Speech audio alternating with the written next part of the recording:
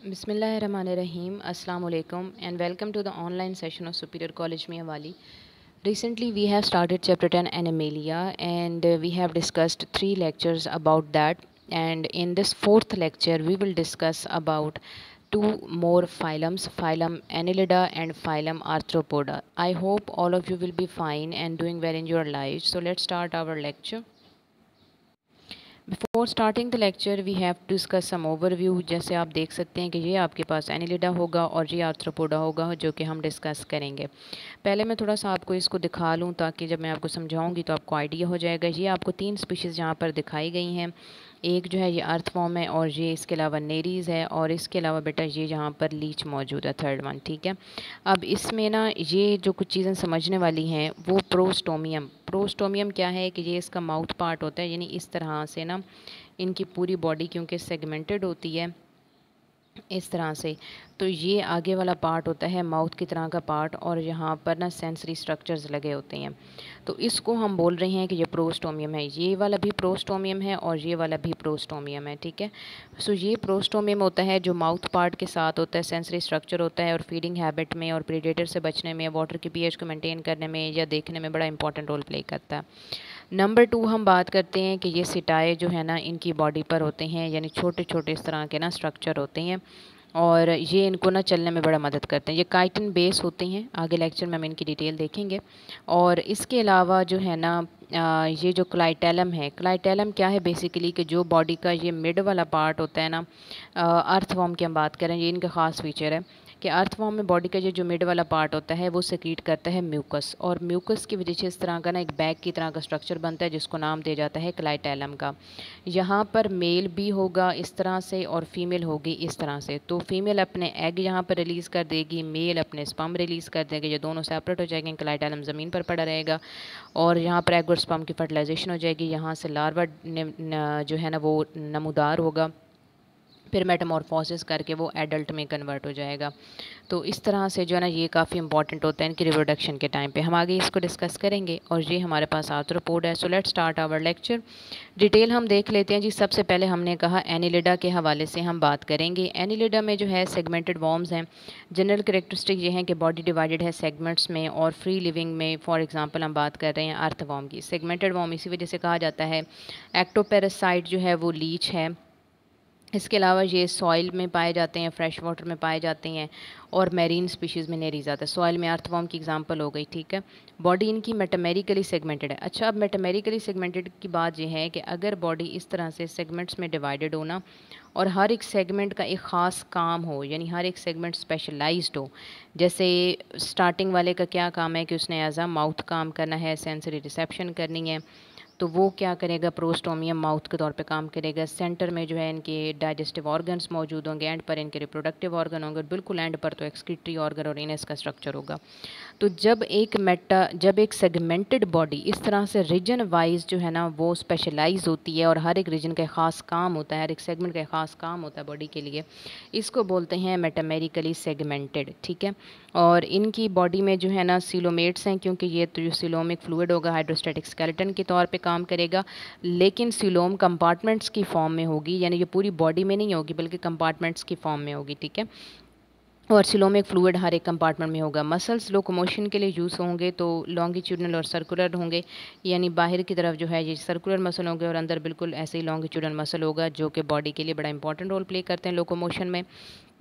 इसके अलावा बेटा नेक्स्ट हम बात करते हैं कि इनमें ऑर्गन ऑफ लोकोमोशन के लिए काइटिनस स्ट्रक्चर होता है, जिसको काइटी भी बोला जाता है और सिटाए भी बोला जाता है। ये दोनों वर्ड एमसीक्यूज़ में आते हैं। बेसिकली काइटिन की तरह का काइटिन से बना हुआ एक स्ट्रक्चर होता है इस तरह से, बिल्कुल छोटी छोटी 2 टांगों के तौर पे काम करता है। आपने अक्सर देखा होगा अर्थवॉर्म या जी जो होती हैं बाकी इनके स्ट्रक्चर जो है ना रिप्रेजेंटेटिव, ये लॉन में अक्सर या घरों में पाए जाते हैं, जिनकी बहुत छोटे से लंबे से वॉर्म्स होते हैं और छोटी छोटी बहुत सारी टांगें होती हैं ना, तो ये इन्हीं को बोलते हैं हम एनालिट्स। और इनमें यही जो कलेक्शन है ना पूरी बॉडी का, मतलब पूरी बॉडी में जितने भी ये आपको इस तरह के स्ट्रक्चर नज़र आते हैं ना, इस पूरी कलेक्शन को नाम दिया जाता है कि ये पैरापोडिया है, यानी फुट की तरह का काम करता है। पैरा मीन बिसाइड और पोडियम इन फुट, तो पैरापोडिया फुट के तौर पे काम करेगा। और इसके अलावा ये सबसे ज़्यादा पाए जाते हैं नेरीज़ में, और इसके अलावा ये अर्थवॉर्म में भी पाए जाते हैं, लीचेस में नहीं होते। और रिप्रोडक्शन की अगर हम बात करते हैं तो सेक्सुअल रिप्रोडक्शन होगी, हर्मेफ्रोडाइट हैं और इसके अलावा डायोशियस हैं, जैसे नेरीज डायोशियस होती हैं। अर्थवॉर्म में भी मेल फीमेल यानी डायोशियस एग्जिस्ट करता है और लीच में भी।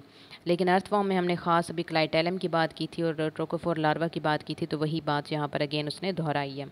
और यहाँ रीजनरेशन कॉमन है। अगर आप देखें कि आप इनको मारते हैं या मतलब मारने की कोशिश करते हैं, ये आपसे बच के भाग जाते हैं, बॉडी कट जाती है, तो रिमेनिंग पार्ट ये खुद ही रीजनरेट कर लेती हैं। और एग्जांपल में हमारे पास नेरीज़ है, अर्थवॉर्म और लीच यहाँ पर मौजूद है। इसके अलावा बेटा इनके एवोल्यूशनरी एडेप्टेशन की हम बात करते हैं तो अच्छा, मैंने प्रीवियस लेक्चर में भी बेटा आपसे ये बात की थी कि अगर आप चाहें तो आप बुक का डाटा भी एज इट इज़ यूज़ कर सकते हैं, कोई मसला नहीं है। लेकिन आपको ये हेडिंग वाइज लिखवाने का मकसद ये है कि जब शॉर्ट क्वेश्चन आए, आपसे किसी की वो एवोल्यूशनरी एडेप्टेशन पूछ ले, किसी की इकोनॉमिक इंपॉर्टेंस पूछ ले, किसी के जनरल कैरेक्टर पूछ ले, तो आपको पता होना चाहिए कि ये टॉपिक इन 3 कैटेगरीज़ में क्यों डिवाइड किए जाते हैं। क्योंकि मकसद यही है कि पहले पता हो जनरल कैरेक्टरिस्टिक क्या है, उसकी बॉडी कैसी, वो कहाँ रहता है, क्या करता है, क्या नहीं करता। फिर अडेप्टेशन की बात आती है कि उसमें फीडिंग हैबिट या रेस्पिरेशन या नर्वस सिस्टम एट्सेट्रा ऑर्गन्स किस तरह से हैं, सॉरी सिस्टम किस तरह से काम करते हैं। और फिर उसके बाद कि उसके हमारे लिए वैल्यू या इंपॉर्टेंस क्या होती है, तो इसलिए ये काफ़ी इंपॉर्टेंट होता है, ऐसे ही इनको प्रिपेयर किया जाता है। सो यहाँ पर हम बात करते हैं नंबर 1 डाइजेशन की। तो एलिमेंट्री कैनाल बिल्कुल कंप्लीट है, माउथ से स्टार्ट होती है, नस पर एंड करती है और माउथ कवर होता है प्रोस्टोमियम से, जो सेंसरी स्ट्रक्चर के तौर पे काम करता है और फीडिंग में बड़ा ही इंपॉर्टेंट रोल प्ले करता है। रेस्पिरेशन के लिए ऑर्गन एब्सेंट है क्योंकि ये इन्वर्टिब्रेट्स हैं, तो स्किन के थ्रू ही होगी क्योंकि वो म्यूकस लाइंड होती है और मॉइस्चराइज होती है। ट्रांसपोर्ट ये है कि सर्कुलेटरी सिस्टम इनका ये फर्स्ट ऐसा फाइलम है एनिलिड्स का जो क्लोज सर्कुलेटरी सिस्टम रखता है। बड़ा इंपॉर्टेंट एमसीक्यू है। अब क्लोज सर्कुलेटरी सिस्टम का मतलब ये है कि जैसे हमने पीछे कहा था कि सीलोम जो है ना, ये बॉडी के डिफरेंट पार्ट्स को कवर करती है, तो डिफरेंट कंपार्टमेंट्स की फॉर्म में होगी। तो यहाँ पे इसका अपना फ्लूइड सर्वाइव कर रहा है, यहाँ पे अपना फ्लूइड सर्वाइव कर रहा है, सर्कुलेट कर रहा है, इसलिए इसको कहते हैं कि क्लोज सर्कुलेटरी सिस्टम है। फिर उसके बाद हम एक और बात करते हैं कि नर्वस सिस्टम जो है इनका नर्व नेट की फॉर्म में through out the body present होगा और एक्सक्रीशन इनकी उसी नेफ्रिडी के थ्रू होगी जो हम पीछे बात कर रहे हैं। लेकिन हाँ, ये बात आपने याद रखनी है कि हर एक सेगमेंट का अपना नेफ्रिडिया होगा, हर एक सेगमेंट अपनी एक्सक्रीशन खुद करेगा, वो दूसरे पर डिपेंडेंट नहीं होगा। इसीलिए तो हमने कहा था कि ये मेटामेरिकली सेगमेंटेड है, यानी हर सेगमेंट अपने काम खुद करेगा। और क्लासेस जहाँ पे 3 हैं, एक पोलीकीटा है, पोलीकीट्स इनको बोलते हैं, नेरीज, ये सारी मैरीन स्पीशीज़ हैं। अच्छा, ये चीज़ आपने याद रखनी है कि अगर हम इनकी क्लासेस की बात करते हैं तो बेटा ये बड़ा इंपॉर्टेंट एमसीक्यू आपसे अक्सर वो एमसीक्यू से पूछते हैं, which class of annelids belongs to marine species and, या यूँ भी पूछा जाता है कि which class of annelids contain totally marine species. तो टोटली मैरीन स्पीशीज़ सिर्फ इसी पोलीकीट्स में आते हैं, जिसमें एक हमारे पास नेरीज जो है ये एग्जाम्पल है, रिप्रेजेंटेटिव है। और ओलिगोकीट अर्थवॉर्म जो है ये आता है टेरेस्ट्रियल के एग्जाम्पल में, हिरोडिन या लीच है। अच्छा, पोली का मतलब होता है मैनी और कीटा का मतलब है सीटाए या कीटाए, वही जो हम बात कर रहे थे, इनमें बहुत ज़्यादा होते हैं। ओलिगो का मतलब होता है अफ्यू और इनमें कीटाए या सीटाए कम होते हैं, तो इस वजह से इनको ऐसे नाम दिए जाते हैं, इनके अपेयरेंस की वजह से। इकोनॉमिक इंपॉर्टेंस ये है कि अगर आप पोलीकीट्स की बात करते हैं तो ये फ़िशेज़ के लिए एडिबल होते हैं, जैसे नेरीज वगैरह को फ़िश के हुक पर रख कर और फिशिंग भी की जाती है। और अर्थवॉर्म जो है ये नेचुरल प्लफ के तौर पे काम करते हैं क्योंकि ये मिट्टी खाता है और मिट्टी को निगल ले तो उसमें कोई इंपॉर्टेंट न्यूट्रिएंट हो तो ठीक है, अदरवाइज़ वो उसको दोबारा एक्सक्रीट कर देता है। तो ये नेचुरल प्लफ के तौर पे काम करता है, यानी हल, जैसे कि प्लफ बोलते हैं हल को, यानी ये ज़मीन को हमवार रखने में और मिट्टी को नरम करने में मदद करता है, तो ग्रोथ अच्छी होती है प्लांट्स या वेजिटेशन की। लीच मेडिसिनल वैल्यू रखती है और एक्टोपैरासाइट है कैटल और मैन की। अच्छा, होता ये है कि लीच जो है ना, क्योंकि ये पैरासाइट होती है ना, तो बहुत सारे लोग हैं जिनको पल्मोनरी एडीमा हो जाता है। पल्मोनरी जो आर्टरी होती है ना, जो पूरी बॉडी में ब्लड लेकर जाती है, तो वो जो पल्मोनरी आर्टरीज़ होती हैं ना, उनको, उनके अंदर एक स्ट्रक्चर, उनके अंदर एक डिज़ीज़ होता है जिसको नाम दिया जाता है पल्मोनरी एडीमा। अब ये पल्मोनरी एडीमा है क्या चीज़? बेसिकली ये पल्मोनरी एडीमा ऐसे होता है कि उन ऑर्गन्स में पानी भर जाता है, यानी वहाँ पर ना जब ब्लड वहाँ से लीव करता है उन टिश्यूज़ या ऑर्गन्स को, तो वहाँ का जो फ्लूइड होता है ना, जो मतलब पानी वाला हिस्सा होता है ब्लड का, वो वहीं पर रह जाता है और न्यूट्रिएंट आके गुजर जाते हैं, तो पानी भर जाता है उन ऑर्गन्स में, ख़ासकर टांगों में। जैसे ये नीचे जो है ना, हम कहते हैं घुटने से नीचे जो सारी जगह होती है, टांग जो होती है दूसरा हिस्सा, वहाँ पर, या अपर थाई रीजन में भी हो जाता है। तो इन लोगों को ना वहाँ पर क्या होता है कि लीच ना अटैच कर दी जाती है, लीच अटैच की जाती है, तो लीच वहाँ से स्किन को खुरच खुरच कर और वहाँ से सारा वो जो वो होता है ना लिम्फेटिक फ्लूइड जो वहाँ पे जमा हो गया पानी, तो वो उसको सक कर लेती है और फिर उसको जो है ना ट्रीटमेंट कर लिया जाता है, यानी ऑइंटमेंट्स वगैरह लगा के। तो इसलिए ये मेडिसिनल इंपॉर्टेंस रखती है। इसके अलावा बेटा मैं आपको एक और चीज़ बता दूं कि यहाँ पे अगर हम बात कर रहे हैं तो ये आपको कुछ इंपॉर्टेंट पॉइंट्स बताए गए हैं। एनालिड्स की इकोनॉमिक इंपॉर्टेंस है और जनरल कैरेक्टरिस्टिक्स हैं लीच वगैरह के, तो ये आपने जो है ना याद कर लेने हैं। इसके बाद नेक्स्ट हम बात करते हैं आर्थ्रोपोड की। तो आर्थ्रोपोड में जनरल कैरेक्टरिस्टिक्स हमारे पास आते हैं, फिर उसके बाद जो है एवोल्यूशनरी एडेप्टेशन और फिर इसकी इम्पोर्टेंस है। तो जनरल कैरेक्टरिस्टिक्स में सबसे पहले कि जॉइंट फूटेड एनिमल्स हैं और सेगमेंटेड बॉडी है, वॉर्म लाइक भी हैं जैसे कि इंसेक्ट वगैरह हो गए, बायलैटरल सिमेट्री है, और इसके अलावा फ्री लिविंग भी हैं, पैरासाइट भी हैं जैसे ये हो गई डिफरेंट किस्म के मॉस्किटोज़ और फ्लाइज, ये सारे हो गए। इसके अलावा जो है ना ये हर तरह की हैबिटेट में पाए जाते हैं। मॉडिफाइड और स्पेशलाइज्ड बॉडी होती है, वही मेटामेरिकली सेगमेंटेड है। अच्छा मैं एक चीज़ आपको बता दूं कि काफ़ी ज़्यादा सिमिलैरिटीज़ हैं आर्थ्रोपोड्स और जो है ना एनिलिड्स में, और ऐसा माना जाता है कि शायद इनका ओरिजिन सेम हुआ होगा या एनिलिड्स से ही आर्थ्रोपोड इवॉल्व हुए होंगे। तो पहली चीज़ ये है कि इनमें जो है ना सीलोम पाई जाती हैं दोनों के अंदर, ठीक है, और कैविटीज़ में होती है, यानी पूरी नहीं होती, कैविटी में होती है, जैसे उनकी थी वैसे इनकी भी होगी। और नंबर 2 कि इनके अंदर जो है ना अपेंडेजेस पाई जाती हैं, यानी आप देखते हैं कि छोटी छोटी ना फ्रंट और बैक अपेंडेजेस इनमें मौजूद होते हैं, या जैसे इंसेक्ट्स वगैरह में भी आप देखते हैं कि मतलब हाथ होते हैं, अपेंडेज वही कहते हैं लिम्ब को, हाथ को, तो इनमें वो बाकायदा पाए जाते हैं। नंबर 3 कि इनके अंदर जो है ना बेटा मेटामेरिकली सेगमेंटेड बॉडी है, जैसे अभी इधर हमने बात की है कि बॉडी सेगमेंटेड होगी, मेटामेरिकली होगी, तो मेटामेरिकली जो है ना सेगमेंटेड बॉडी होती है इनमें, ठीक है। और नंबर 4 हम कहते हैं कि इनमें ना काइटिन के बने हुए ये स्ट्रक्चर होते हैं, उधर सिटाई वगैरह होते हैं, इनका एक्सोस्केलेटन होता है, यानी काइटिन जो है इनमें मौजूद होती है, जिसको लोग क्यूटिन भी बोलते हैं और काइटिन भी बोलते हैं। तो ये चीज़ जो है ना, ये 4 बड़े इंपॉर्टेंट फीचर हैं इनके, तो इसी वजह से माना जाता है कि ये क्लोज रिलेटिव हैं या एनिलिड इनके एंसेस्टर रहे होंगे। बॉडी 3 पार्ट हैं जी, हेड है, थॉरक्स और एब्डोमेन है, और थॉरक्स रीजन पर इनके वो पर वगैरह लगे होते हैं, विंग्स होते हैं जिनसे ये उड़ सकते हैं, और बॉडी कवर्ड होती है काइटिन से, फ्लेक्सिबल भी है, एक्सोस्केलेटन की फॉर्म में होती है, तो ये आर्टिकुलेशन अलाउ करती है। आर्टिकुलेशन का मतलब होता है कि चलना फिरना या उड़ना, यानी मूवमेंट जो है ना वो अलाउ करती है। सीलोम इनकी पूरी बॉडी में मेन कैविटी के तौर पे प्रेजेंट नहीं है जैसे अभी बताया, बल्कि ये छोटे छोटे सेगमेंट्स में डिवाइडेड होती है, रिड्यूस्ड है, जिसको हम हीमोसील यानी हाफ सीलोम बोलते हैं। हीमो मतलब हाफ सीलोम, तो हीमोसील यानी हाफ सीलोम हम बोलते हैं क्योंकि ये ना स्पेसिफिक बॉडी पार्ट्स के अराउंड होती है, सिर्फ गोनेट्स के अराउंड होती है, डाइजेस्टिव सिस्टम के अराउंड होती है, या एक्सक्रीटरी स्ट्रक्चर के अराउंड होती है, इसलिए। और इसके अलावा इनमें पेयर्ड अपेंडेजेस हैं, एलिमेंट्री कैनाल कंप्लीट है माउथ से एनस तक, और इसके अलावा स्केलेटन में एक्सोस्केलेटन है, और जो कि काइटिन का बना होता है, अभी हमने बात की है, और मसल के लिए अटैचमेंट या लोकोमोशन भी प्रोवाइड करता है। और सेक्सेस इनके सेपरेट होते हैं, यानी मेल भी होगा, जैसे मेल फ्लाई होती है, फीमेल फ्लाई होती है, मेल मॉस्किटो फीमेल मॉस्किटो होता है। और इनके जो रिप्रोडक्टिव स्ट्रक्चर्स हैं वेल डेवलप्ड होते हैं, पेयर डक्ट्स मौजूद हैं, टेस्टिस स्पर्म को रिलीज़ करेगी, ओवरीज एग को रिलीज़ करेगी, इंटरनल फर्टिलाइजेशन होगी, उसके बाद जो है ना लार्वा आएगा, लार्वा की मेटामॉर्फोसिस होगी तो वो कन्वर्ट हो जाएगा एडल्ट के अंदर। यानी ये इनके ना बड़े इंपॉर्टेंट कैरेक्टरिस्टिक है हमारे पास जनरल कैरेक्टरिस्टिक्स के नाम से, और ये 5 मार्क्स का लॉन्ग क्वेश्चन भी आता है। लेकिन यहाँ पर आपने एक बात याद रखनी है कि ये शॉर्ट क्वेश्चन में भी आते हैं, तो अगर शॉर्ट में आएगा तो फिर आपने इसको रिड्यूस कर देना डाटा को, यानी मेन ये सारे लिख लेने, इतनी लंबी चौड़ी तमीज़ नहीं बांधनी। लेकिन जब लॉन्ग क्वेश्चन आएगा तो ऑब्वियसली बात आपको पूरा एक्सप्लेन करना पड़ेगा इन सारे पॉइंट्स को, तो ये आपने लाजमी प्रिपेयर करके जाना है। अक्सर बच्चे क्या करते हैं कि वो शॉर्ट के लिए प्रिपेयर कर लेते हैं, लेकिन लॉन्ग जब आता है तो उनको भूल जाता है कि किस तरह से शुरू करना है, इसलिए आपको इसी हेडिंग फॉर्म में करवाया है, ताकि आप इसी फॉर्म में करेंगे तो आपको प्रिपरेशन में आसानी होगी। नेक्स्ट हम एवोल्यूशनरी अडेप्टेशन की तरफ आते हैं, तो वो क्या है कि डाइजेशन इनकी कंप्लीट है, माउथ पार्ट मॉडिफाइड है क्योंकि वहाँ पर अपेंडेजेस वगैरह भी मौजूद हैं, फूड तो वैरायटी का है, जो मर्ज़ी जो भी खाए।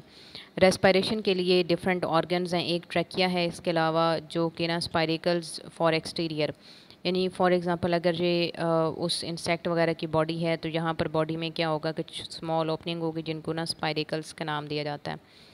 और ये स्पाइरिकल जो होती है ना इस तरह से, फॉर एग्जांपल अगर ये बॉडी कैनाल है, बॉडी लेयर है, और ये स्पाइरिकल है, तो ये अंदर इस तरह से ना आएगी, और ये ट्रैकिया होगी, ये उसके साथ लाइन करेगी, और ये ट्रैकिया जो है ना मतलब पूरी बॉडी में इस तरह से जारी होगी, इसको हम ट्रैकिया बोल रहे हैं। और अगर फॉर एग्ज़ाम्पल ये किसी टिश्यू की तरफ गई है तो फिर ये बहुत ज़्यादा थिन होती चली जाएगी और उस टिश्यू तक यानी ब्रांचिंग करके पूरी हवा जो है ना उसको देगी रेस्पिरेशन के लिए। तो ट्रैकिया वगैरह मौजूद होते हैं, ये इनका बड़ा इंपॉर्टेंट फ़ीचर है। और जो इनकी एक्वेटिक स्पीशीज़ होती हैं उनमें गिल्स भी होते हैं, टेरेस्ट्रियल में ट्रैकिया भी होते हैं जैसे स्पाइडर्स वगैरह में और मेजॉरिटी में, लेकिन हाँ स्पाइडर्स के अंदर बुक लंग्स होती हैं। अब इसके अलावा जो है ना जो ट्रांसपोर्ट है, ट्रांसपोर्ट सर्कुलेटरी सिस्टम जो है वो इनका मौजूद होता है। डॉर्सल कॉन्ट्रैक्टाइल हर्ट है, बेसिकली डॉर्सल हर्ट तो नहीं होता, डॉर्सल वेसल है जिसमें फ्लूइड सर्कुलेट करता है, वो कॉन्ट्रैक्टाइल है तो इसलिए डॉर्सल हर्ट को हम कह देते हैं।